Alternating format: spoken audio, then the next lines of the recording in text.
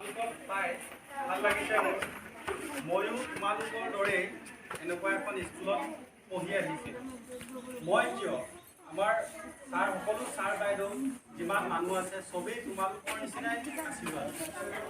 তোমালোকৰ পৰা ডাঙৰ হৈ আজি আমি এই অৱস্থা পাইছোঁ। গতিকে তোমালোকে আমাৰ দেশৰ ভৱিষ্যত। তোমালোকে এদিন গৈ পেলাই বিভিন্ন ধৰণৰ চাকৰি বাকৰি কৰিব লাগিব, সমাজৰ বিভিন্ন ঠাইলৈ তোমালোকে যাব লাগিব।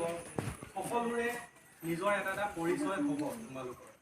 তাৰ কাৰণে আটাইতকৈ গুৰুত্বপূৰ্ণ কথাটো হৈছে যে তোমালোকে পঢ়িব লাগিব ভাল ধৰণে। মই তোমালোকৰ ক্লাছত কৈছিলোঁ যে সকলোৱে ভালকৈ পঢ়িবা, গম পাইছা? খেলা ধূলা চব থাকিব, খেলিবও লাগিব, পঢ়িবও লাগিব, নাচিবও লাগিব, গাবও লাগিব, চবফালে আগবাঢ়ি যাব লাগিব।